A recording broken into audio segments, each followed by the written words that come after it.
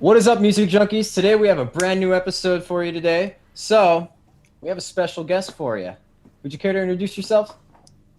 Hey, this is Evan and Elisa from Cold Kingdom. What up? What up? So, I heard you guys play with some pretty big names out there like Chevelle, Papa Roach, Buck Cherry. Now, I've been a huge Chevelle fan. Chevelle fan. Right, exactly. No. So, one of my favorite songs from them was Panic Prone. Like for the number of years, it's like been in my family for generations. Same thing with Puddle of Mud. So this episode in particular is real. It hits home for me because this is like my roots. Appreciate that. Yeah, I mean, Awesome. it's been really great to be able to see our names like alongside bands like that. It's just a dream come true every single time. So I saw you guys open for Hinder too. That was my childhood. Growing up with Oh man, That Get was a fun- Stoned was the biggest the biggest song back in the day. You know, I love that.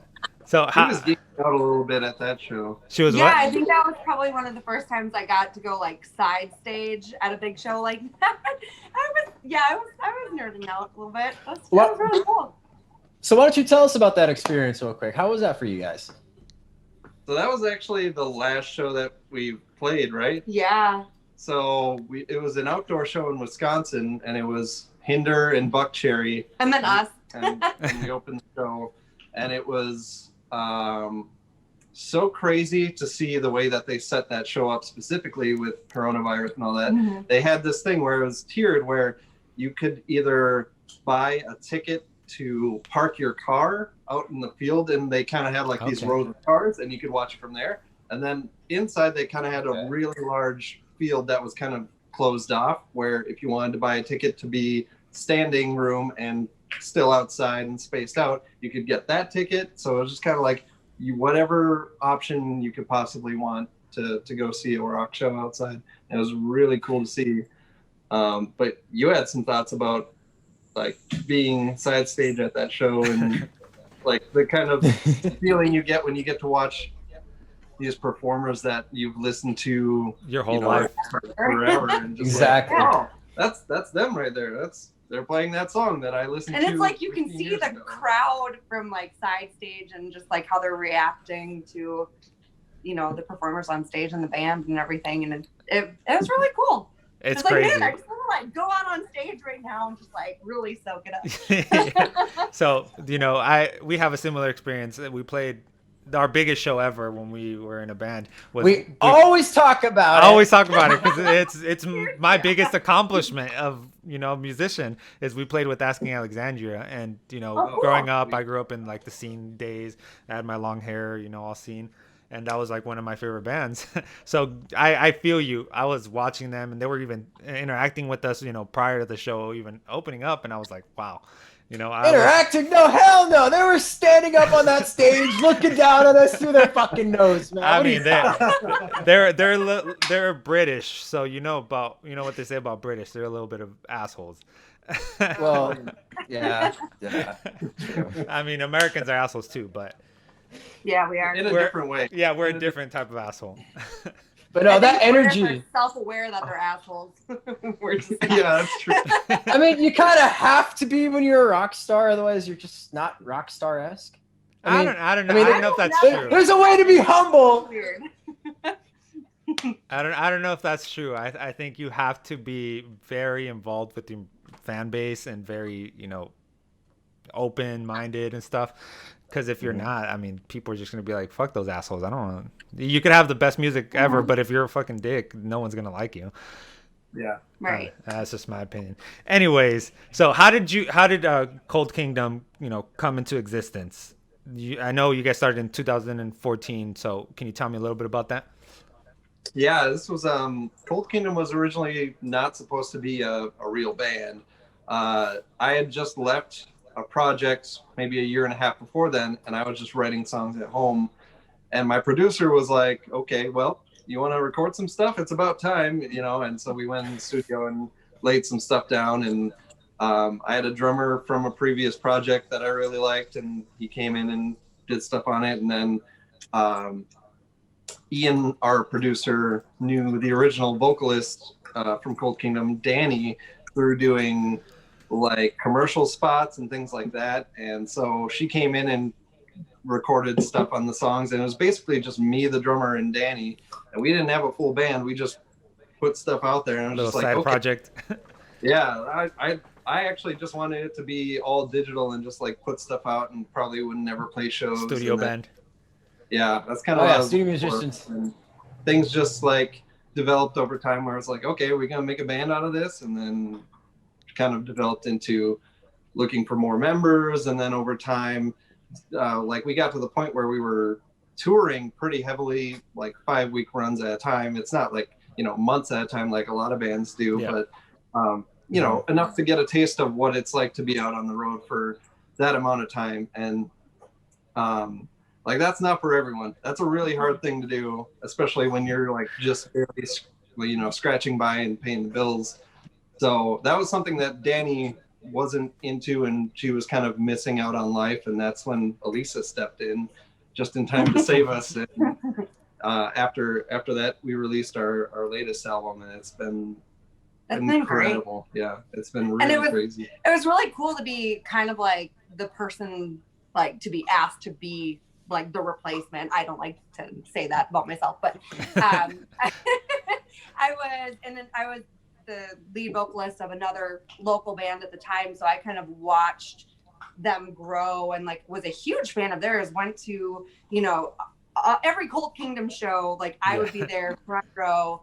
And yeah, so when it kind of fell into my lap that they were looking for a new vocalist, well, actually the way it happened was my family and I, we were going out for my mom's birthday, and we're a family that loves karaoke. So we went out and did some karaoke where our bass player, Jason, actually used to work. And so he kind of saw me there, and like the next day kind of reached out. He's like, yeah, you know, what are you and your band doing right now? I was like, oh, we're actually working with the same producer that they have worked with. And I was like, we're going to be releasing an album. And I was like, you know, I'm really glad to see how everything's going with you guys. Like, I've always been a huge fan. I'm just so happy for you that things are going so great. And then he was like, yeah, our singer's leaving. So, so do you have any interest, kind of thing? And yeah, kind of went through that whole thing. That sounds like a movie. Yeah. You're at the right place at the right time. It all went together. It all clicked. Like you said, it just fell into your lap. But then you've been following them for a while, so I mean, it's not like it wasn't an impossible thing. You know, it could have happened. I never would have thought I would have been the new singer, though. Well, and we had played at least 1 or 2 shows with her former band together. Yeah. And, okay. We knew about her, and when we were at the time, we were kind of starting to think of who we should ask to audition and things like that. And that's when Jason texted all of it, or me and the drummer one day, and I was like, hey, Elisa just came in and did karaoke. Holy shit.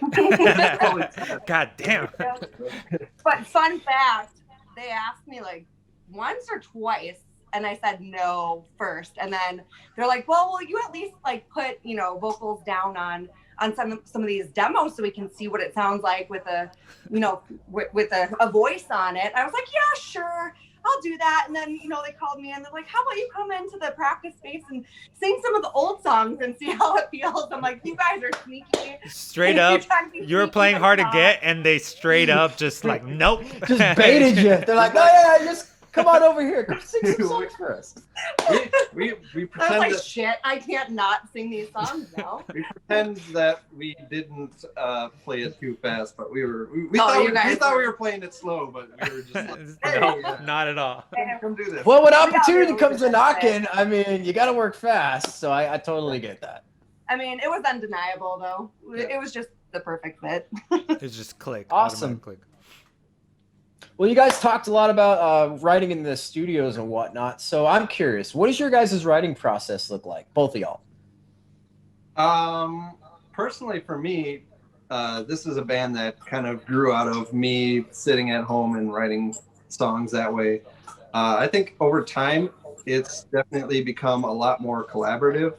I still think a lot of our process is I like to come up with a full song idea, at least like the bones of it, and every single time I'll basically put together a full song idea with some, you know, programmed drums and some, you know, basically pretend bass on it, and then maybe a Pretend vocal bass. melody and piano. Yeah, it doesn't sound good. It's MIDI notes in Pro Tools, and I don't even play. I have a bass guitar, and I've never even played it on a demo. I just prefer to program it with MIDI notes. But then I'll send that over to the band once I have it all kind of worked out, and you know, Chris will come back with a bunch of different ideas. That's like, I can't think of this stuff because I'm not a drummer, and the stuff that he thinks of makes way more sense. And like Jason, our bass player, comes in, does the same thing. And with Elisa, it's kind of a different process than it was before for me, because I like to write vocals, melodies, and lyrics on the songs I feel really strongly about on them. Mm-hmm. But in the past, it's kind of been a struggle because Danny and I had such different styles that it was like, okay, I'm going to show her an idea and she might go, I don't like it, I'm going to try something. Which, You ever which feel is like fair. you're just taking the reins a little too much sometimes? Yeah, I've definitely Tell been Mario, through dude, I had the same problem. Sorry, Like- Mario. that. My drummer Chris is the first to be on that boat and going like, hey, Lisa, what's your vocal ideas on this? Or like, if I say I'm having, you know, ideas for this song or whatever, and he's like, okay, cool, have Elisa do some vocals too. And you know, that was something that happened on our last album, and it turned out for the better, because I got into this process where I wanted to hold onto the song as long as possible, because I'm gonna think of that vocal part or that lyric that's gonna He just needed me. and it's just like It was just meant to be. holding onto that song, and it's just like, what's the point, you know? Just throw it out there. And then as soon as I started sending ideas her way, it just made so much sense, because she'd go, oh, I have this idea right away for this, and I'm like, oh, I've been sitting on it for months and got nothing. So Yeah, I mean, that's how a lot of the songs came up. And for me, my previous project, we were definitely more of like a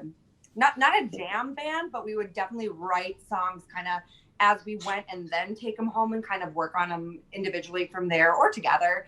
But yeah, when I came into Cold Kingdom, he would just send over so many like pretty well put together ideas.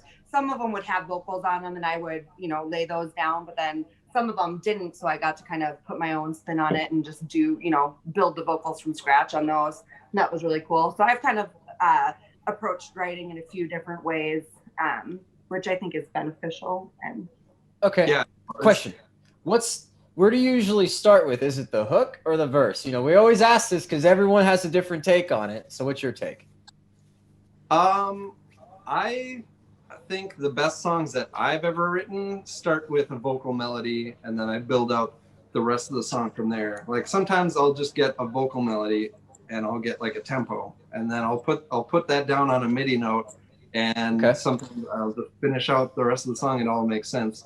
And then other times I'll go into it and I'll just like, maybe I have this whole list of song ideas from other bands and other artists, could be a pop artist, where it's like, this song by this artist, verse, I liked the drums in the verse, and then like it's just, I'll go back and listen to that and be like, oh, so maybe I'll put a drum rhythm down, mess with the tempo a little bit, and be like, am I feeling a guitar riff over this or anything, you know? So it's basically just kind of finding whatever part is the most exciting to start with, and then building from there. I think that's kind of the same for me too. Like, especially if it's like a song he sends over to me, I'll just kind of, you know, blast it in my car or in headphones or something, and just be like, just kind of let my mind take me where it needs to go. Yeah. So Awesome. I don't necessarily always start with a verse or start with a, you know, vocal melody on a chorus. I just kind of like, all right, what am I feeling the most, and kind of build around my strongest like vocal ideas, I guess. So into the Black Sky, how long did that take you from when you guys started writing to when you guys released it? I think officially we started writing in September. A New Disaster was our lead single off of it. That was actually written before we started auditioning. Yeah, any he had a new lot of singers- stuff kind of written up already. Yeah, before so I came we in. kind of went into that process going, A New Disaster is basically how we're going to audition new singers, because this is going to be one of the first new songs. Yeah, one of the most popular songs. And I mean, it's your number 2 top stream song with like Yeah. 1.6 million. So Yeah. Congrats, by the way. That's freaking fantastic. Thank you. and that music Yeah. video though, that music video looks like it was a hell of fun to shoot. Oh yeah, it was. Oh, we were so tired by the end of it, and our bass player was Well, tipsy. yeah. Okay, no, he was. He was. Yeah, he drunk. was. Well, He was drunk. I was the thing that people don't know about that music video Guess is where it was filmed at? it was filmed at a brewery, because we were looking for a space that had, a ton of room, and Yeah. we like really back the cameras up and get a bunch of lights in there.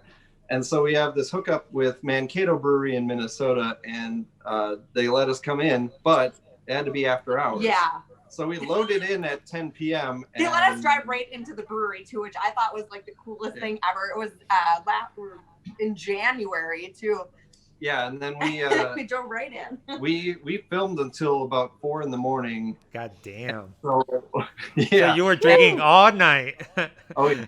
They provided beverages. Like- I mean, Oh my Because we're God. really good with the events coordinator. He's such a nice guy, and like sat there and watched us film the whole thing, because we had to have someone from the brewery there. And here he is sitting at 3 a.m. letting us drink whatever beers we want, and their beer is delicious, by the it's way. delicious. I'm not even a beer drinker. I that know. much. Hey, so I was right. It was fun to shoot. Yeah, it was really fun to Shit, shoot. I'm down for free beer. Performing your song. Sure. A Yeah. venue? That was the first time that we'd actually Performed. because we'd been in the studio that entire winter, and we'd never played a show because No one knew I was the new singer. Yeah, no one knew she was the new singer. No one knew we had The any. Shadow Singer. We really just kept that on the down low. I mean, The our entire- scene our bass player, he drinks and then he gets a mouth on him. So I think a few people knew. But like that whole time, we didn't play any shows, obviously. Yeah. And so the video shoot was kind of a setup where we were kind of playing a show. Or Yeah, you were like- essentially playing. Yeah. Yeah, Yeah, that's so fun. it was kind of the first time where we got to go, what are we going to be like on stage? And it was perfect fit. So How'd you feel, Elisa, playing with the new band? Your first actual show, and let's not call it the music video. Like first actual show, how did it feel? How did it all like connect? Was it just man. like sparks flying? It was just the Yeah. perfect It was scenario. fireworks, I bet. Pretty much. Like it. Well, we played. I guess. Well, not the first show, but our CD release. I felt like I was going to puke the whole time because the lights were so intense. But I don't know. Yeah, I think we all just naturally had this really great chemistry with each other, and like they've always been. Like Cold Kingdom's always been a very, very energetic band, and I think through the different members that they have had, that energy just has continued to grow. So it's like when I hit that stage with them for the first time, I was like, I have some shit to live up to Yeah. because their first singer, Danny, she was all over the freaking place, and I was like, man, I need to live up to that. I need to fill those shoes and be like, I need to be better or more energetic, or Yeah. so yeah, it was just tons of energy, tons of sparks, and I hope I never have to not do it. Yeah, that's awesome. So we talked about writing the Into the Black Sky album. What are you guys working on, if you could tell us? Are you guys working on anything, writing a Of course new they album? are. They said they're studio musicians, man. They're always working on something. Not anymore. He wanted to be a studio band, but it turned out to be a lot more. it's true. Yeah. But it is kind of hard to take the songwriter out of it. You go through coronavirus and it's like, okay, we're playing like 2 shows this summer. Of course, we're going to sit down. Rough. But we actually did just sign a distribution deal with 1 RPM.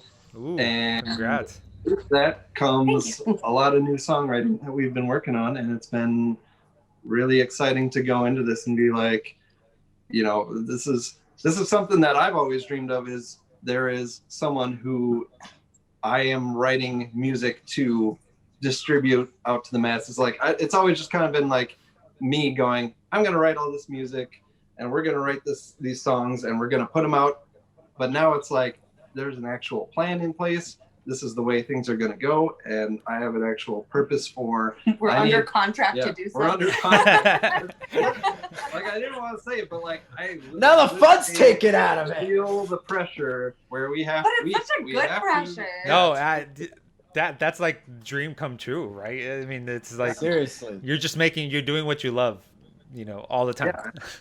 Yeah. It's basically validation of someone going, hey, we actually find a lot of value in what you've been doing for the last 7 years. You know, that's the best validation you could ask for as a songwriter. So, yeah. But to answer your question, yes, we're very, very deep into songwriting at the moment. So. Yeah. So, I mean, you talked about COVID. How's that affected you guys as a band? It's been rough. Like, we are very much a band that loves to play shows and loves to get out there and throw down and interact with our fans and just be out there doing our thing. So like, it really has sucked not being able to play shows, or like feeling nervous, especially like with indoor shows, like feeling nervous about interacting and just playing in general. So I think there's been some anxiety around that. But it's also been nice to connect with fans on a different level. Like, we did a lot of, like, when COVID was first like really showing itself, we did a lot of like online live streams and that kind of stuff, where we got to interact with our fans in a different way. And then also this deal kind of, you know, came about during this time. So now we get to really focus on our writing and making our next album. So it's been good and bad.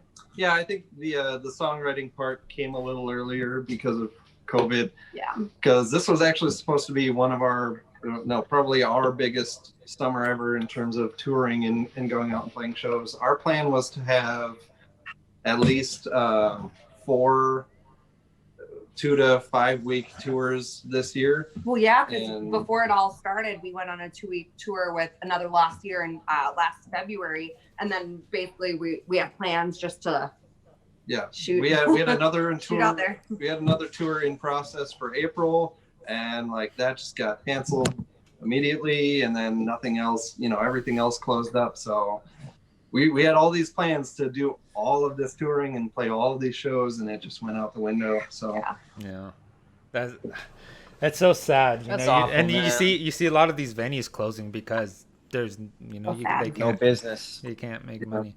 Yeah, I was gonna ask about the live stream. So, did you guys see a you know, good following, you know, come and join your live streams?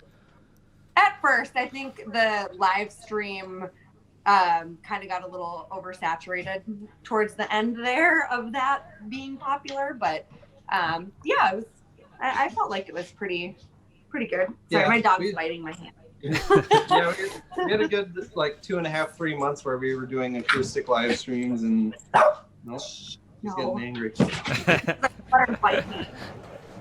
It's okay. My dog barks all the time. Kind of took turns, like him and I live together, obviously, so we would go on and do some like acoustic stuff, and we would just all kind of take turns taking over the Cold Kingdom, like Instagram or whatever.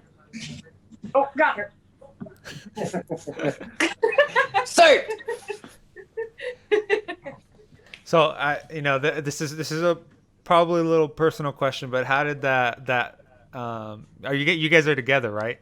Obviously. Yeah. How did that come to be? Were you guys already in the band, or was it prior to that? We were in the band before we were together, and it just kind of like ended up that the more time we spent on the road together, and you know, you go out and play shows every weekend in the van, it just kind of seemed like we were really connecting, and just made a lot of sense. Kind of happened, yeah. Oh my God, that makes me want to cry. That's like the most beautiful thing I've ever heard. And now we get to make music together. Well, it became really handy when it was, coronavirus came around and we were, the guitar player and the vocalist sitting at home and we have to do live streams. It's like, okay, we can just sit at home. I got my acoustic, So we'd learn some covers and rework some of our own songs. This sounds like a Johnny Cash, June situation. They played together. Johnny Cash fell in love. But anyways, I heard your guys' cover, the Foo Fighters song, Times Like These. It was awesome. I loved it. How was it making that?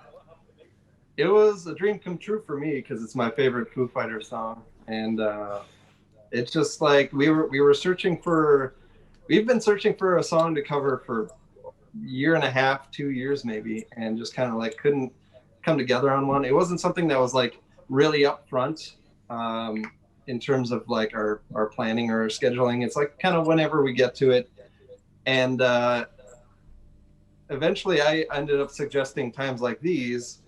And everyone kind of went, "Oh, yeah, that's perfect." Yeah, I mean, it's perfect for the time you made it. Yeah, and it just so happened that we actually recorded that before any of the pandemic happened. Yeah. Oh, damn. And by the time it was mastered and we were making the video for it, we were like, "This is a perfect time to put together just like things that people want to see, like a feel-good video." Yeah, and we basically ended up doing where we all came from as musicians and just in our lives in general, growing up. Like I played Battle of the Bands in my high school, like there's things like that. And we wanted to include photos of us with our parents and things like that because me and my dad, there's a video of me and my dad dancing at one of our shows. Yeah, just us being together as a band and growing up and things like that. It felt right and it seemed to make the most sense for putting that song out at that time. Yeah. It's a great song. So that brings me to my next question is, you said Foo Fighters is one of your, biggest inspirations. Who else did you guys, grow up with and, kind of aspire to be? So I'll let you go. I'm not like a typical kind of like musician person.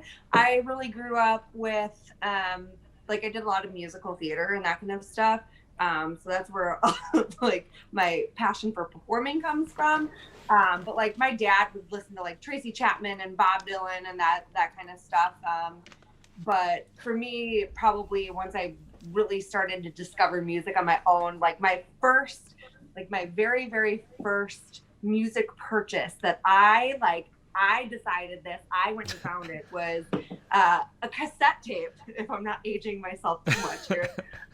Not at all. Cassette tape, Jagged Little Pill by Alanis Morissette. I remember I went and I found that cassette tape and I bought it and I listened to it day in and day out until my mom heard it and she heard profanities on it and she took it away. Oh no. I was so pissed, right? But then the funniest thing about that is I would hear her listening to it in her room and that's one of her favorite artists still today. And so beyond that, for me, Alanis Morissette is definitely a huge influence. People like Lacey Sturm and Lizzie Hale and Amy Lee. I was obsessed. Oh, I love Amy Lee so much. That's the love of his life. I swear to God, if I could do one song with her, I could be like, you know what? I could die tomorrow and I would have lived a good freaking life. Yeah, Amy Lee. We were just talking today about how I didn't know this, and you obviously didn't. Yeah, know I haven't listened to it yet. Amy Lee just did a guest vocal on a new "Bring Me the Horizon" song, and I was listening through the album, and it got to that song. I'm like, wait a minute. I know, I still haven't listened to it yet. Wait a minute, and I looked it up, and it's like, yeah, that's Amy Lee. I'm gonna listen to it right as soon as that sounds. Yeah, that sounds intense. I didn't know about that. I feel like I should have known about that. Yeah, go check it out. I just found out about it today while I was at work, just listening through it, and yeah, it surprised me. That sounds a lot like Amy Lee. but yeah, for me, I grew up with Metallica thanks to my brother, and like my dad listened to Boston. When he got me my first guitar, age 14, he was like, "You should learn these Boston songs," and of course I did. So like, Well, yeah, he bought you the guitar. yeah, You better.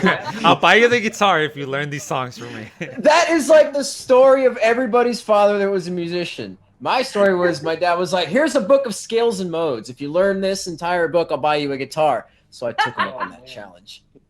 wow, He bought me that that's more guitar. hardcore. Challenge Yeah, that's a accepted. little that's a little crazy, but Jake's crazy. 9-year-old It Jake. doesn't matter. I don't know any of that stuff.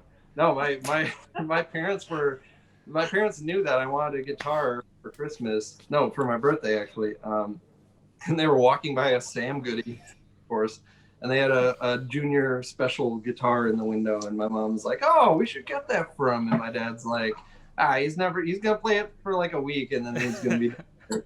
But they ended up getting it for me, and now like my dad is just my biggest fan ever when it comes to like new songs. I'll usually send him the first demo versions of any new song. You probably send it to him before you even send it to the rest of the band. Yeah, That's awesome. That's awesome. Yeah, he comes That is to, super cool. But yeah, it was bands like Boston, and then in high school I played in a band with my brother and friends, and we played like Green Day, and then later on I got into Breaking Benjamin like everyone else, and a little bit. But yeah, it kind of became like this blend of like Metallica and old style like hard rock and metal blended with newer stuff, and I got into a lot of like newer musicians and Alter Bridge and just Mark Tremonti in general. I loved Slash for the longest time. I still do. Saw him live. That was incredible. I don't know. It's just this weird blend of like over time you recognize kind of the older stuff, but you kind of like the newer stuff more, and so it kind of becomes a unique style on its own. It all mashes together, and makes you who you are. Kind of Exactly. it kind of molds the songs that you're making now with Cold Kingdom, right? Everything, all your influences growing up, and that's Yeah, I mean, I think that's beautiful. When I make new songs, I kind of like listen to my demos or when we put out an album, and I'll listen to bands like Asking Alexandria or Bring Me the Horizon, for example, and I'll go like, man, they're doing stuff that sounds like way different from what I'm doing, and it almost makes me sound like classic rock in a few different ways. So it's like still trying to blend a little more modern into things, and you kind of take the pieces that you like and make it your own. But like both of those bands, you go back 10 years, and they're completely different. Back then, like Bring Me the Horizon was like grindcore, metalcore. Yeah. I don't even fucking know. Pray for Plagues was like my favorite song from them, and now they're like pop punk, metal, hard rock. I don't even know what to. I don't even know what to call them anymore. Yeah. Like, I've noticed it too, and it really seems like they're just following a trend. You know what I mean? It's like, dude, I love Bring Me the Horizon. I think they're amazing, but I think they're one of those bands that are not trying to stick to any particular genre, and they're evolving every he already year. fucked up his vocal And he cords. fucked up his vocal cords, so he can't scream like he used to back in the day. Yeah. But he's got the yells. And they kind of got that was where it's like they get to do whatever they want and still be successful, and I kind of respect that, because it's just like, okay, they can just do whatever they want on this album and put it out there, and it's like they don't care. They're just doing exactly what they want to do. And Exactly. It's like I get it as a fan of a lot of bands that have changed over time, where I want to hear stuff that it's like, oh yeah, that's the way they were. I want to hear more of that. But then when bands can go and change and create new interesting things, I also respect that, because it's like it's a well, to me, it's like technology. Like technology advances, so does music. You can't just stay within one tiny confine, otherwise there's no growth, right? I love that, and I get that. That's why I love Bring Me the Horizon. But sometimes you kind of need that base layer of this is your always going to be your style, sound, and then you kind of add to it and remove from it and stuff like that. But with Bring Me the Horizon, it went from night and day, completely heavy to they're not even heavy anymore. I K-pop, K-pop tosis. I don't know about all that, but Oh my god! So I am assuming you guys haven't listened to the newest album yet. I don't know. I think it's not even a few days old yet. But I think I don't know. My drummer told me to listen to it. But they definitely brought back a lot of guitars and made it a little heavier. And then like they did a collaboration song with Baby Metal. I was gonna bring that up. I don't know if you've ever heard of Baby Metal. No, I haven't. It's a Japanese Like metal band of like anime girls. Like yeah, I don't even know how to describe it. It's like they look like teenage girls, but then and they sing like like if you can imagine like I don't even know how to describe it. Barbie girl, you know. Yeah. Kind of Oh, that like that and anime then they'll voice, just the rip anime out, like, voice. amazing screams out of nowhere, but then like they sing Oh, the do they chorus sing? like yeah, they do, and they're like I'm a Barbie girl, you know, like that song type of and like, vocals. And yeah, it's just super weird. And Bring Me the Right What? has a song with them on it, and it's like But like, is it what kind of music? Is it like grindcore? Is it like metalcore? I don't even know what to describe it as. I don't think it's Interesting. grindcore. It's interesting. like metal with It's like- Barbie voices over It's like it. it's heavy, but then I knew what was coming, and then I would say look up Baby Metal on YouTube Okay. before you listen to the song, and then you'll be like, okay, what's this gonna be? Kind of Oh, reminds me of gosh. like I Wrestled a Bear once. Oh yeah. I mean, I brutal. haven't heard it, but that's what I'm picturing in my head. Because she, Yeah, I well, wrestled she a Jake didn't, once, she didn't too. sing like anime and like a Barbie, but she did have those weird singing parts in that weird metal music. Okay, I'm gonna listen to that. Yeah, I recommend it. What was that? I recommend it. I'm gonna head to it. So Once, at least once. So I saw, you guys are growing. Yeah, I wouldn't say you guys are established yet because you're still growing. Like every band, every band is growing. How do you guys market yourself, and how do you see the most growth as a band on social media platforms, on Spotify, on all that? How do you guys market yourself? I think a lot of it has come from getting on the right Spotify playlists. Having that support. Yeah, just making sure that you're doing everything you can to submit to any playlist. Anytime you upload new music, just throw it on to Spotify, or even Apple has a submission form for getting on their playlists, and just making sure you're maximizing that. When we go out and do shows, usually we'll target ads to the cities that we're playing and say, hey, we're coming to this city. This is our newest music video, things like that are really targeted within like 25 miles of that city. And we'll do that for a lot of the different stops on like a tour, things like that. Yeah. And just making sure that people actually know that we're coming, Yeah.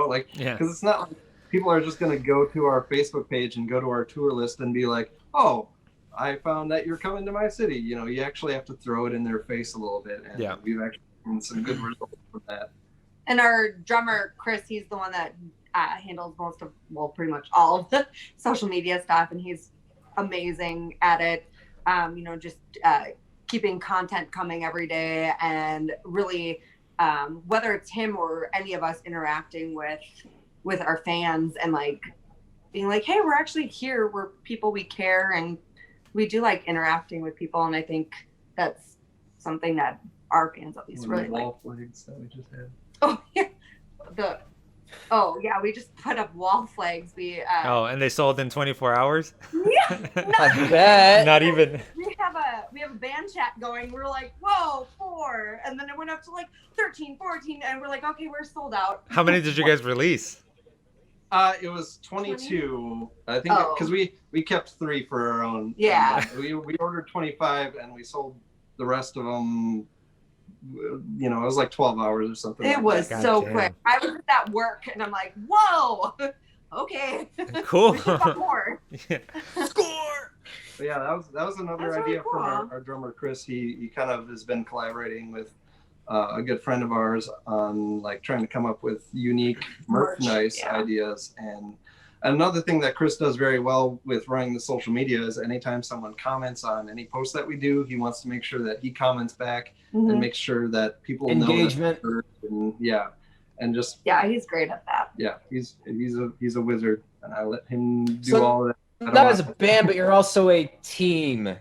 Yeah, and that's something that we've been And that's building important over time, for sure. Like, you got to find the right people that are willing to take on different roles, and like a lot of bands want to go out there and just get signed to a company, and then you have an accountant and a manager, and You have everyone, that stuff.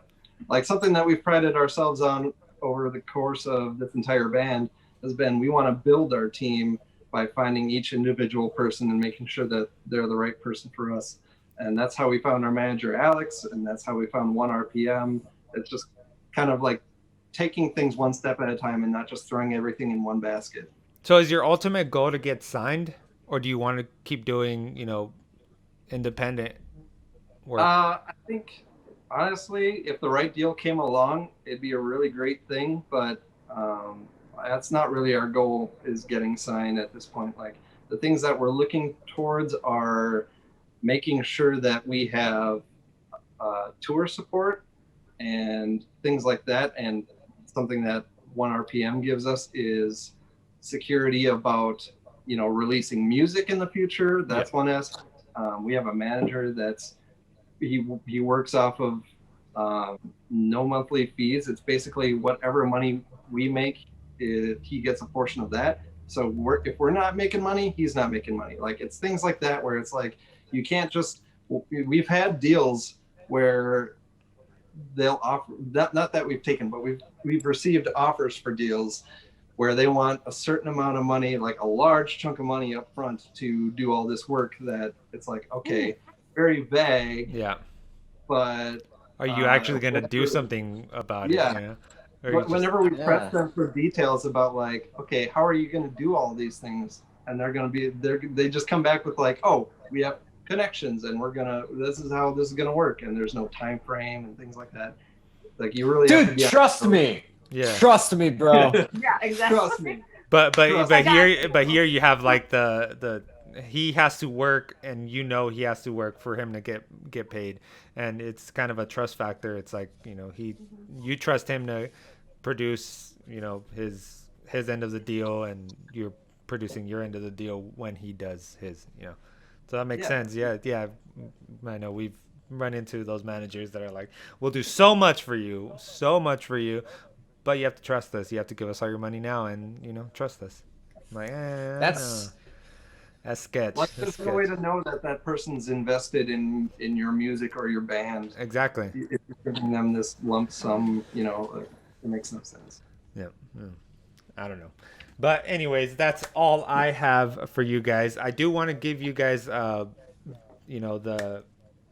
I guess, platform to give the people a little bit about you guys, why they should listen to you, if they already listen to you, if you want to say anything to them. This is all you guys. Check out our music. We appreciate anyone that will listen, and I think, I don't know, I like to think we're a pretty genuine group of people that writes about genuine things, and